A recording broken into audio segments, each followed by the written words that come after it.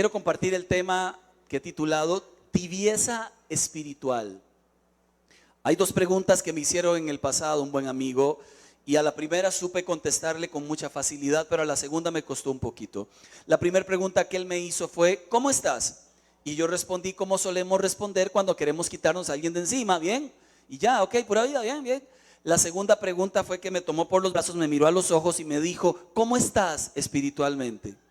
¿Cómo está tu vida con Dios? ¿Lo buscas con pasión? ¿Estás metiéndote en el secreto de Dios? Esa segunda pregunta me costó un poquillo responder, porque he vivido etapas en mi vida donde no quisiera responder esa pregunta. Sin embargo, voy a hacerle una diferenciación. Una cosa es vivir una etapa de bajonazo espiritual, lo cual todos vivimos, y otra cosa es vivir en tibieza espiritual. Son dos cosas diferentes, porque en la primera se supone que todos las vivimos. Vivimos etapas buenas, etapas malas, etapas donde estamos bien con Dios y etapas donde nos cuesta un poquillo más orar. Pero de eso a vivir en un estado de tibieza espiritual, eso sí es grave, porque la tibieza espiritual en la Biblia tiene una mala herencia de la cual vamos a hablar nosotros hoy. Este pecado de la tibieza espiritual lo encontramos en la denuncia que hace Jesucristo a la iglesia de Laodicea. Por favor, le pido que busque Apocalipsis, capítulo 3, versos 14 en adelante. Esta es la séptima carta que escribe Jesucristo, que envía mediante Juan, que está en la isla de Patmos, a escribir a las iglesias que están en Asia Menor. Literalmente es la última de las cartas, la última de los envíos que hace Jesucristo, y lo hace a una iglesia de un lugar llamado Laodicea. Verso 14. Dice la palabra: escribe al ángel de la iglesia de Laodicea. Dos detalles hay allí. El primero es que algunos autores afirman que este ángel al que se refiere en este versículo no es un ángel con alas de 2 metros, rubio, de ojos azules, sino es el líder de la iglesia, el cual es completamente diferente a este ángel que algunos comentaristas citan. Que cuando Dios habla al ángel de la iglesia, está hablando al líder que está en esa iglesia. Solo como dato aclaratorio.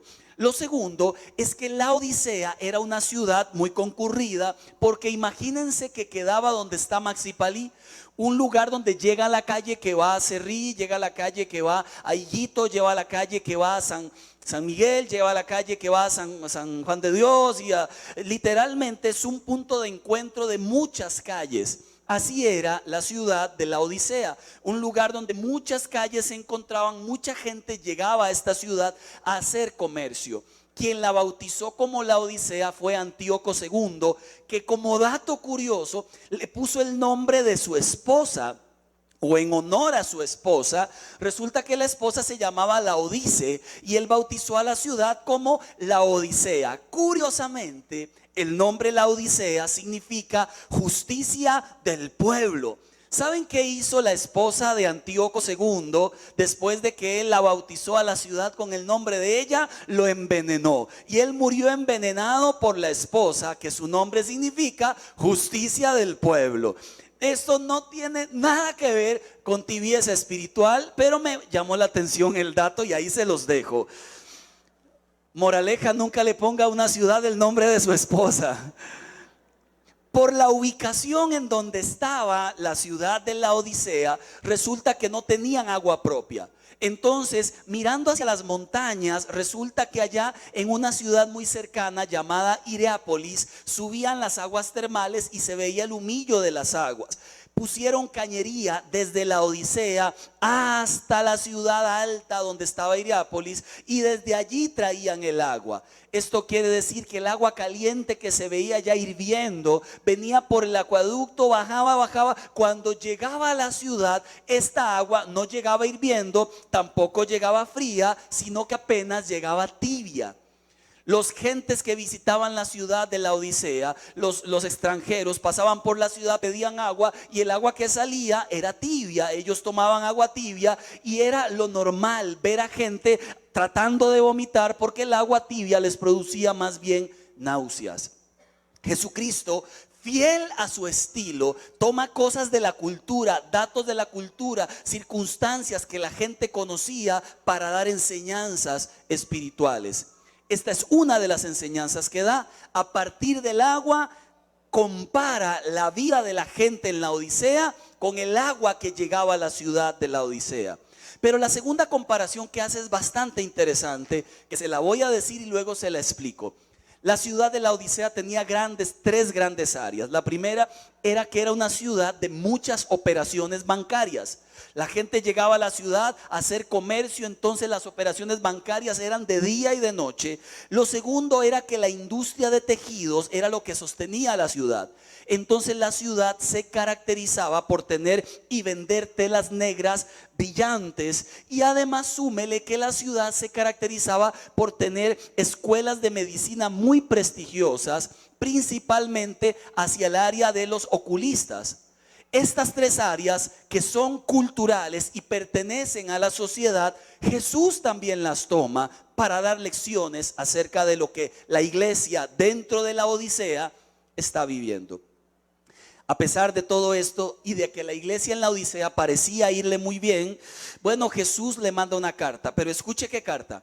Es la única carta de las 7 que no tiene una alabanza antes. Yo conozco tus obras, sé que te esfuerzas, sé que eres valiente, sé que no soportas a los malos. Son las cartas anteriores, pero resulta que la Odisea es una carta de solo reproches. Es como cuando un matrimonio ha llegado a un punto en donde ya no parece que no tienen nada bueno el matrimonio, y cuando hablan en consejería es que ella es una bruja, no, el brujo sos vos, y comienzan a decir, y uno pregunta, ¿hay algo bueno entre ustedes? No, que va a haber nada bueno, hace 10 años ni nos hablamos. Han llegado a un punto en la relación donde ya parece que no hay nada bueno que decir, que todo lo bueno que había quedado terminó siendo deshecho, y ahora resulta que todo lo que sale por mi boca es un reproche. Yo leo la carta y cuando me doy cuenta que es una carta de reproche, yo lo primero que digo es: Señor Jesús, no quisiera que me la envíes a mí. Pero cuando veo mi condición espiritual, digo: ¿será que me la merezco? Porque aunque yo no quiera que me la envíe, literalmente no es si quiero o no quiero, es si estoy viviendo lo que esta carta dice. Y si lo estoy viviendo, la carta es para mí entonces. ¿Sabe? Comienza el verso 14 en su parte B de la siguiente forma. Esto dice el amén, el testigo fiel y veraz, el soberano de la creación de Dios. Quien va a hablar se presenta de la siguiente manera. Amén significa así es. El testigo fiel es alguien que es 100% confiable, y soberano es alguien que hace todo conforme a su perfecta voluntad. Quien va a hablar, en teoría entonces, y según lo que la Biblia escribe exactamente y dentro del plan perfecto de Dios, el que va a hablar es alguien que lo que dice se hace. Es alguien que cuando habla es 100% veraz, fidedigno, y además es alguien que lo que dice corresponde a un plan perfecto del cielo. Ese es quien va a hablar. O sea que el que va a hablar no es cualquiera. No sé si a usted alguien le ha quedado mal alguna vez. Yo llego y no llega, ¿le ha pasado? Yo lo llamo y no le llama, nos vemos y nunca lo vio. Pero qué colerón da ese tipo de gente que uno le llama irresponsable. Sin embargo, Jesús es todo lo contrario. Lo que Él dice resulta que se hace. Lo que Él dice resulta que es sí, amén, se cumple. Entonces lo que está a punto de decir es completamente cierto y hay que prestarle atención. Y comienza Jesucristo diciendo en el verso 15 la frase que uno no quisiera que se la digan a uno. Conozco tus obras. Ya para empezar, ya eso nos pone en una evidencia, ¿no es cierto? Dios sí nos conoce. Conoce lo que somos, no lo que aparentamos en realidad. Conoce lo que decimos a lo interno, no lo que se nos sale por fuera, que todo parece que está bien. Conoce lo que vivimos a nivel matrimonial, no lo que le damos a entender a la gente. Conoce si venimos a la iglesia con la intención de buscarlo o seguimos pensando en qué momento termina el culto. Conoce si venimos a amar a Dios o por dentro estamos pensando en con quién adulteramos. Dios sí nos conoce y además conoce la motivación del por qué hacemos lo que hacemos.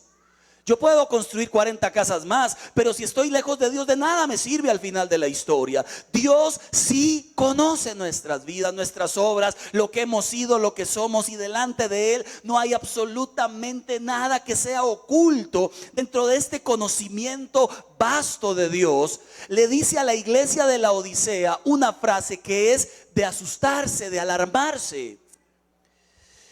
sé que no eres ni frío ni caliente. Ojalá fueras lo uno o lo otro. Por tanto, como no eres ni frío ni caliente, sino tibio, estoy por vomitarte de mi boca. Yo leo algo como eso y la primera pregunta que me hago es: Señor, ¿soy yo así? Es la primera pregunta que me hago, porque usted se va a dar cuenta que la iglesia de la Odisea no pensaba así de ella. Ellos pensaban que tenían una vida maravillosa con Dios. Y si usted les hubiera preguntado antes de que Jesús le mande la carta, hubieran hablado de sí mismos bellezas. Sin embargo, el que sabe cómo somos nos dice: así es como yo a usted le veo.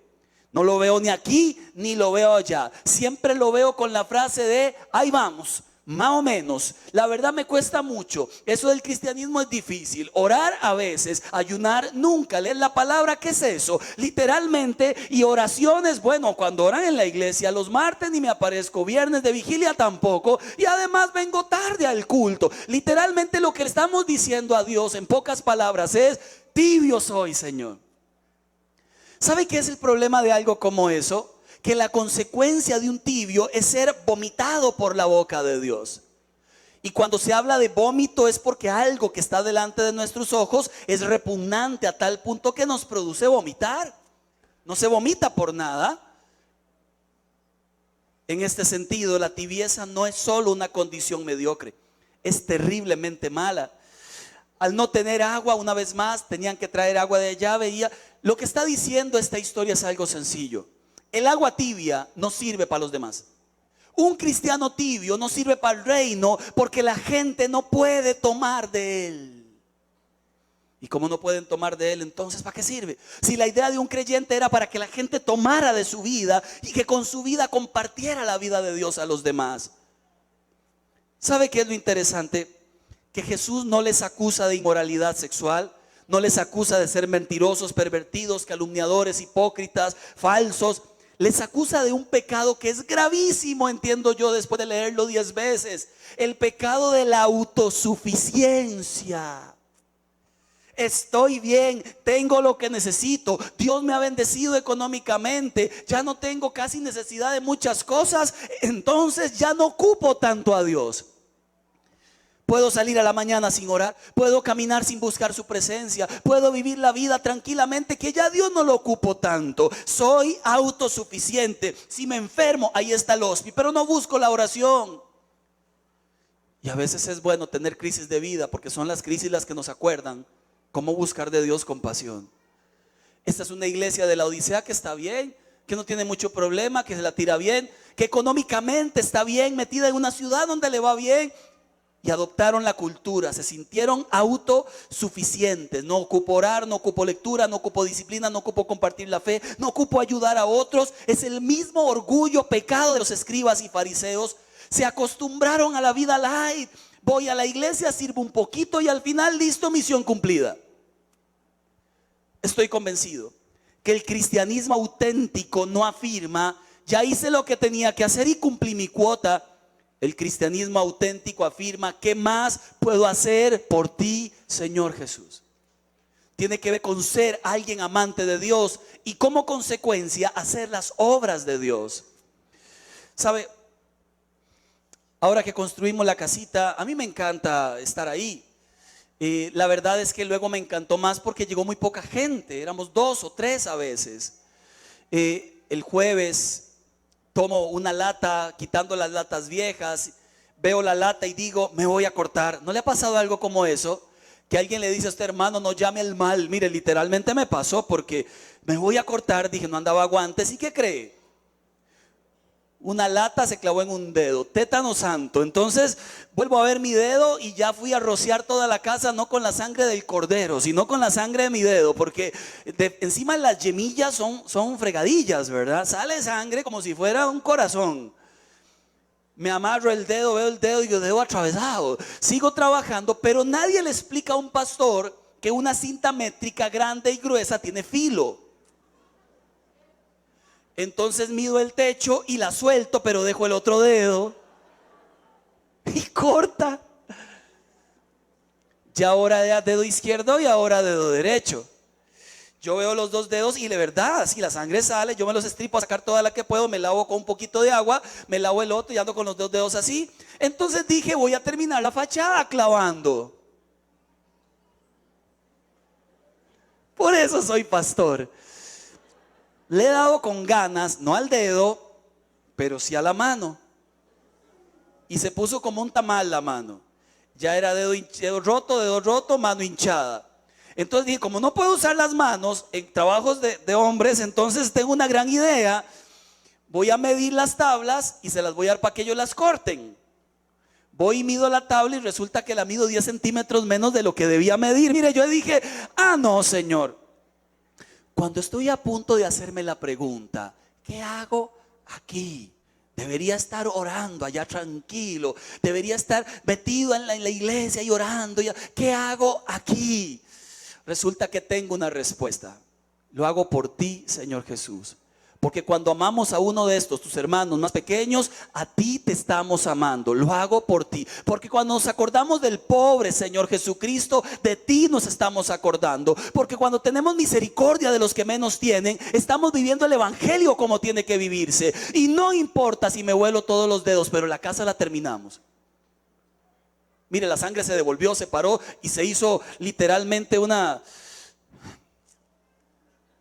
Ni le digo. Solo sí le quiero comentar que cuando estamos entretenidos en la obra de Dios, en la vida de Dios y las cosas del cielo, aunque parecen a veces duras y cortaduras extrañas, Dios comienza a ser el centro de verdad de la vida. Y entonces la tibieza comienza a irse. Y no estoy diciendo que vaya y construya casas para que esté bien con Dios. Le estoy diciendo, ame a Dios con toda el alma. Y entonces posiblemente usted querrá construir una casa. Le estoy diciendo todo lo contrario. Ame a Dios con todo el corazón. Porque la única manera de amar a Dios la dio Dios y no está en nuestro poder. Dijo Dios, amen a Dios con todas sus fuerzas, con toda su alma, con toda su mente, con todo. No podíamos ni teníamos el derecho de dejarnos nada. Cada vez que lo buscáramos en oración era con todo. Cada vez que lo buscáramos en palabra era con todo. Cada vez que lo buscáramos sirviéndole era con todo, sin dejarnos nada. Porque tristemente vivimos en mucho egoísmo. Pensamos en nosotros y luego en nosotros y nos queda para nosotros y otra vez para nosotros. Y cómo me siento de mal, mire lo que estoy viviendo y otra vez soy yo y todo tiene que ver conmigo. Pero nos olvidamos de la realidad. Por ello el tibio espiritual tiene una consecuencia. Están a punto de vomitarte, no es que lo está haciendo. Da la opción de que cambiemos de actitud. La persona con el pecado de la tibieza termina siendo generador de excusas, argumentador sin argumentos, amante de la ley del mínimo esfuerzo, de calidad mala, flojo, carente de la atención que debería tener. Por favor, lea el verso 17 porque es clave en todo esto. Una cosa es como yo me veo y otra cosa es como Dios me ve. Verso 17, así se ve la iglesia de la Odisea. Dices, bueno, soy rico, me va bien, me he enriquecido, no me hace falta nada. Le habla a creyentes, gente que han llegado a su confort en la vida, nada les incomoda, tienen una falsa seguridad. Pero cuando nos va muy bien resulta que solemos olvidarnos de Dios.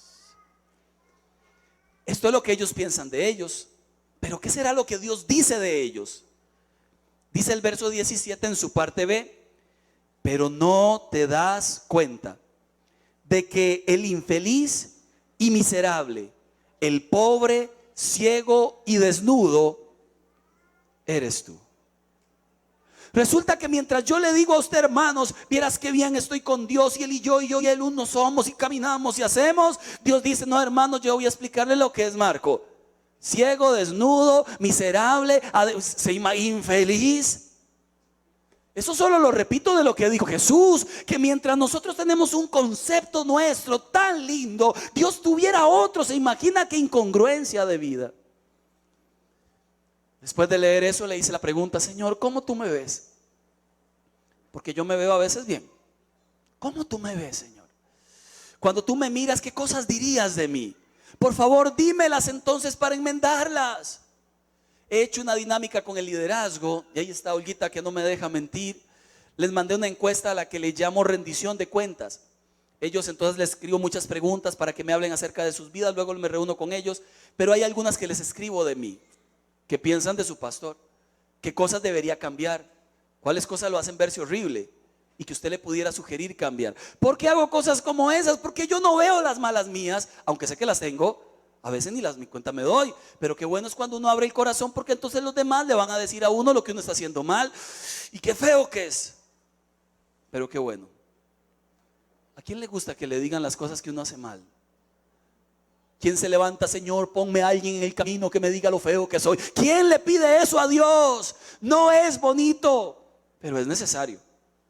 No es bonito, pero es indispensable para que podamos crecer. Dice la palabra, el hierro se afila con el hierro, pero el hombre con otro hombre. Esto quiere decir que Dios pone, hermanos, lija en nuestro camino para quitarnos aquellas asperezas. Y hay unos que de verdad pasan dándole y dándole, ¿verdad? Y usted siente que de este lado, mire, hermano, me quitó mucho de este, empareje de este, porque hay gente que a usted le metió unos lijazos de vida y para que sepa, Dios los puso allí. Son buenos. Solo ellos nos dicen las verdades que a veces no queremos escuchar. En este caso Jesús es el que dice: infeliz, miserable, pobre, ciego, desnudo eres tú, no has llegado todavía, te falta seguir avanzando, te falta crecer, porque una cosa es lo que usted, otra cosa es lo que yo veo. ¿Saben qué pasó en la Odisea? Resulta que tuvo terremotos en la ciudad, varios. En una oportunidad la ciudad de Roma quiso ayudarle a reconstruir y dijeron: no, tenemos los recursos, reconstruimos solos. Ese orgullo. Estamos viviendo crisis matrimonial, no, disculpen, no nos ayuden, nos la jugamos solos. Estamos viviendo crisis con los hijos, no, tranquilos, nos la jugamos solos. Mire, es ese orgullo que nos hace creer que solos sí podemos, cuando solos no podemos. Por eso Jesús los mandó de dos en dos. Nunca los mandó solos, para que pudiéramos hablar, abrir el corazón y contar nuestro rollo. Verso 18, por favor, y aquí comienzo a amarrar lo que le dije al principio. Dice la Biblia, Jesucristo hablando: por eso te aconsejo que compres de mí 3 cosas. Resulta que las 3 cosas que nos va a mandar a comprar para salirnos de la tibieza son las mismas cosas que la cultura de la ciudad de la Odisea está viviendo. La primera cosa que vivía la ciudad eran operaciones bancarias. Jesús dice: les cambio todo lo que ustedes tienen por la mejor riqueza, que es el oro refinado, pasado por el fuego. Compren ese. Permítanme trabajar sus vidas y pasarlas por el fuego y refinarlos y sacarlos buenitos. Como la gente que termina diciendo: no tengo nada, pero lo tengo a él y lo tengo todo. Es una persona que literalmente ha conocido lo que significa el oro refinado. No tiene que ver con cuentas bancarias, tenía que ver con una actitud y disposición del corazón para vivir para Dios, haciendo lo que Él manda. La segunda característica que el Señor habla para salir de la tibieza espiritual: recuerda que la ciudad de la Odisea era una ciudad de tejidos, de lanas negras. El Señor dice: compra ropas blancas para que te vistas y cubras tu vergüenza. Vístate de Jesús, vístete con santidad. Cambia la cultura por la cultura de Dios, que es diferente. Y deje de andar luciendo esas lanas negras preciosas y cámbialas por la santidad del reino.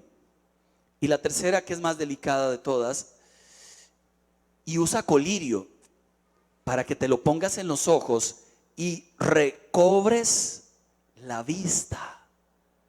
¿Qué dice Jesús a la iglesia de la Odisea?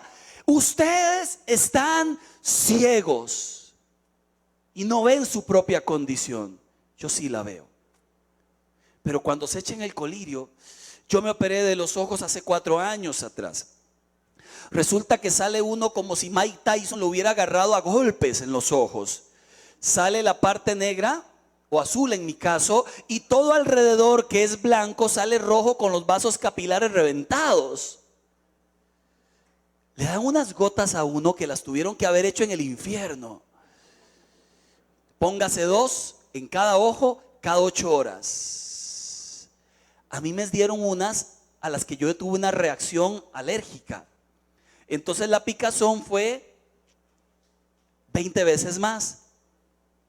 Y le dicen a uno: no se rasque el ojo. Entonces se rasca uno la cabeza, se rasca uno todo. Abra y ciérrelo, es imposible, no puedo, no. Es una cosa que quema el ojo.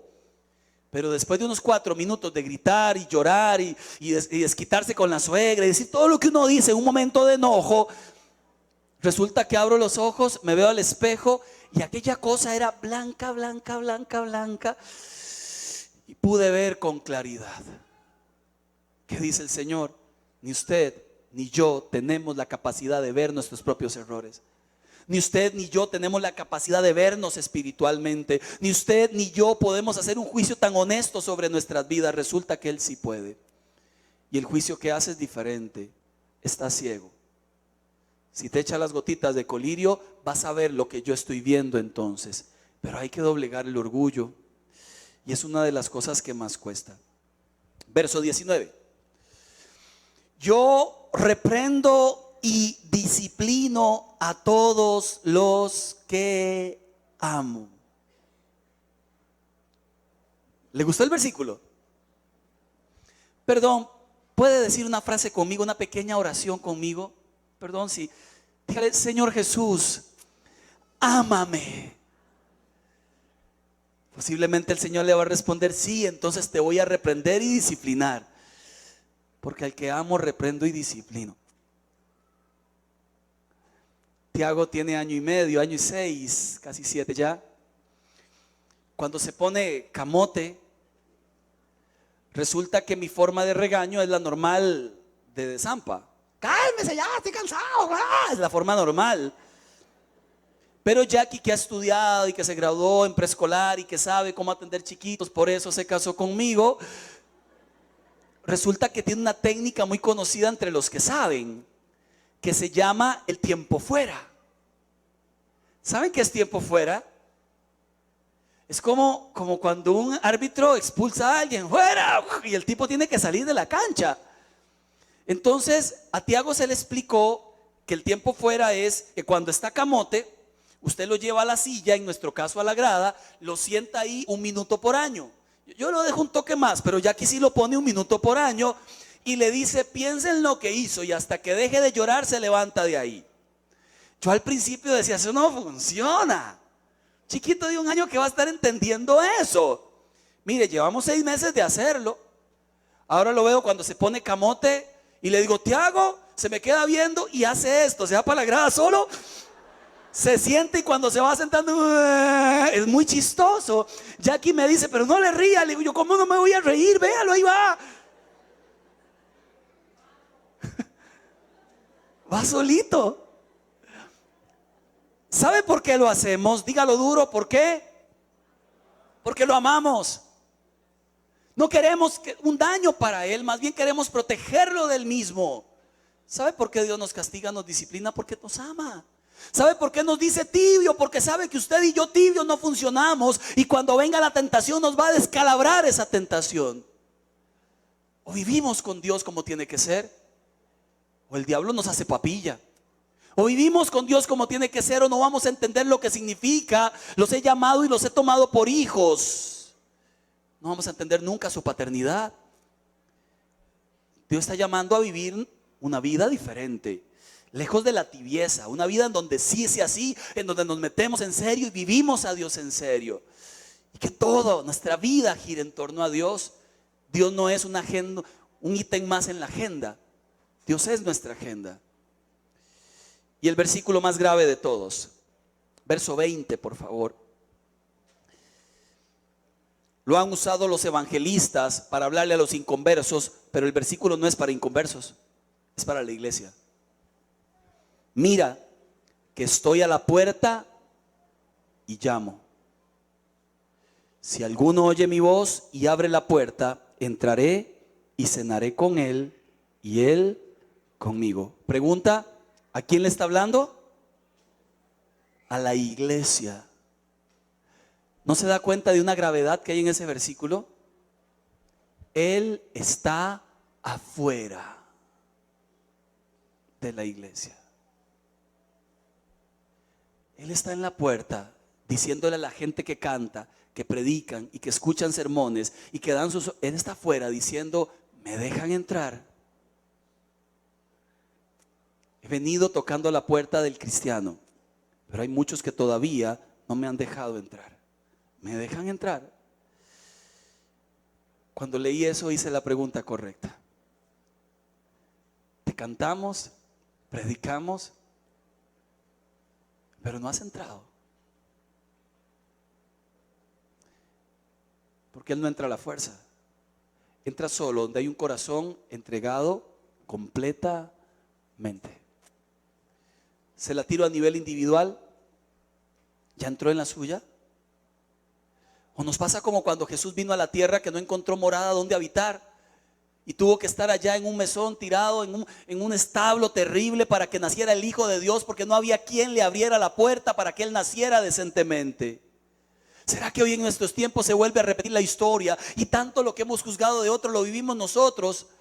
Y por eso a veces las bendiciones de Dios vienen como con gotero, sencillamente porque nosotros le damos a Dios nuestro gotero de vida. Y un poquito para Dios hoy, y otro poquito para Dios mañana, y un poquito para Dios pasado. Pero no terminamos de entregarnos por completo. Es una cita para la iglesia en realidad. Viene como peregrino Jesús porque quiere relación íntima, porque quiere amistad profunda. Fui hallado, dice Isaías 65, de los que no me buscaban, me manifesté a los que no preguntaban por mí. El único remedio contra la tibieza es volver a incluir a Dios en nuestras vidas. Permitirle que Él entre otra vez, porque lo dejamos afuera. Y termino con el versículo 21.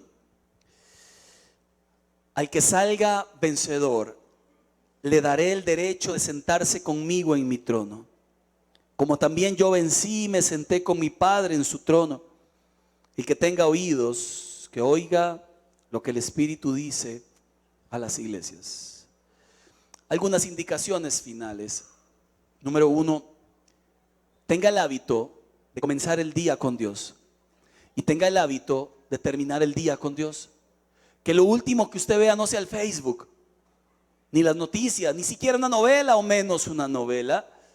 Que lo último que usted vea fue que estuvo en la presencia de Dios ese día. Tenga el hábito de nuevo, la disciplina de volver a la palabra, de volver a rayar su Biblia, y cuando la rayo completa, cómprese otra. Tenga el hábito de venir temprano a la iglesia y disfrutar la hora y media exacta, así como lo hacemos cuando vamos al cine. Porque al cine nadie llega tarde, y al concierto de Montaner nadie llegó tarde.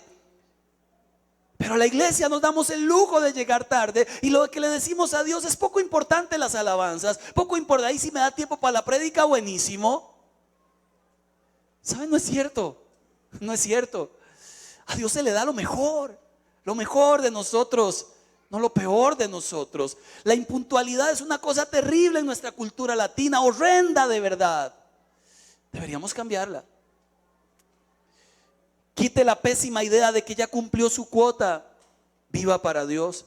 Desarrolle ese mandato de compartir la fe con otras personas a tiempo y fuera de tiempo. Y cuídese sobre todo de la autosuficiencia que nos produce esa falsa y peligrosa confianza de que ya llegamos, de que ya todo está bien. Termino con una frase que dijo el escritor Matthew Henry. ¿Es usted tibio en su relación con Dios? Tal vez Dios lo discipline para ayudarle a salir de su indiferencia, pero lo hará porque Él lo ama, no por otra razón.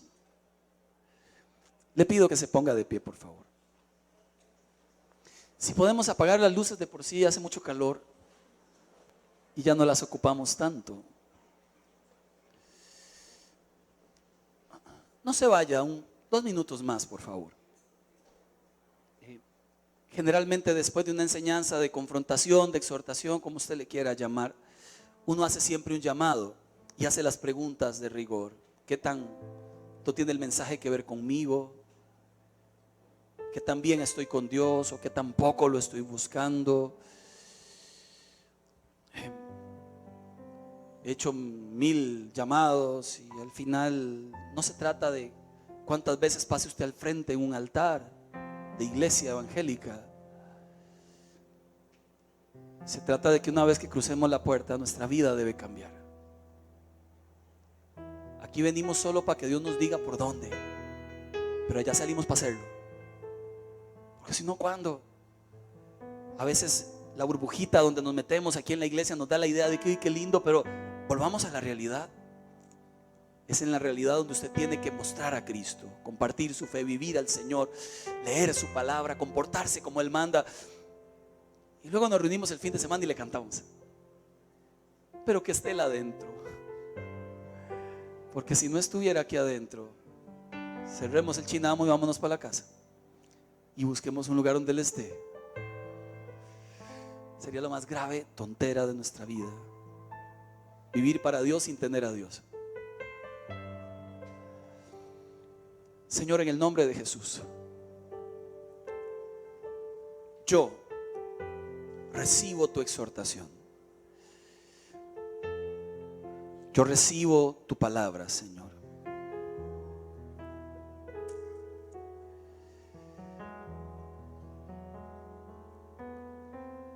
Acepto tu mensaje para mí.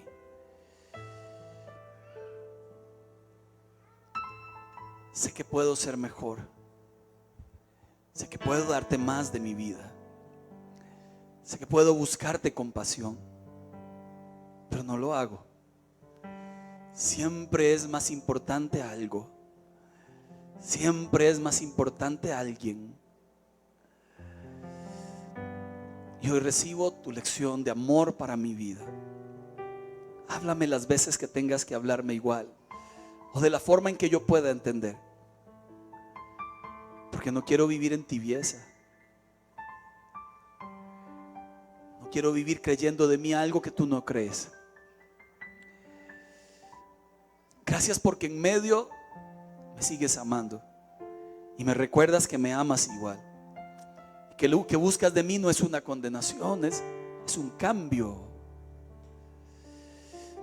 Con sus ojos cerrados, y ahora sí, si lo tiene a bien, dígale a Dios con su mano en alto: yo he estado en ese grupo de los tibios por mucho tiempo. He estado en ese grupo de los que te buscan a medias, de los que te aman a medias, de los que te sirven a medias, de los que siempre dejan botadas las cosas, de aquellos que no terminan de avanzar. Soy de ese grupo de aquellos, Señor, que pudieran dar más, pero siempre es lo mínimo. Perdóname de todo corazón. Y por supuesto, hoy te abro la puerta para que entres, Señor. Ya escuché tus golpes. Te abro la puerta para que entres a mi vida. Vuelve a ocupar la silla más importante de mi corazón, donde yo mismo me he sentado, y gobierna mi vida y mi alma, Señor Jesús. Porque tú eres santo, santo, santo. Y en mi humanidad no alcanzaré nunca tu nivel de santidad, Señor. Me consuela saber que cuando me abrazo a Jesús, me ves a través de su sangre bendita y perfecta. Pero hoy mi compromiso es sencillo, Señor. Me vuelco a ti con toda el alma y con todo el corazón.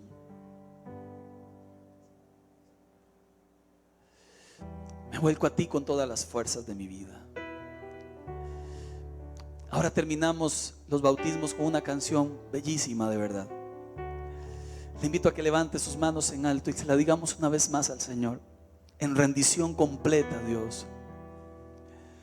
Yo entro al lugar más santo a través del Cordero de Dios, y vengo tan solo a adorarte. Yo entro a honrar al yo soy. Dios te adoro, Dios te adoro,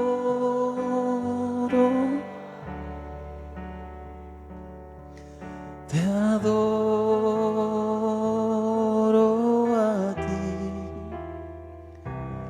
Dios te adoro a ti. Te adoro a ti. pues tu nombre es santo, santo Dios, pues tu nombre es santo, santo. Señor, en medio de los cantos te decimos gracias, Señor. Ayúdanos a enmendar nuestro camino, a enmendar nuestros errores y a vivir conectados a ti, en adoración, en temor, en gracia, en fidelidad. Ayúdanos a vivir para ti, Señor Jesús, por favor. Y que nos encuentres apasionados por ti, viviéndote al máximo, Señor, en nuestras vidas. En el nombre de Jesús. Amén. Que la paz del Todopoderoso esté con todos ustedes.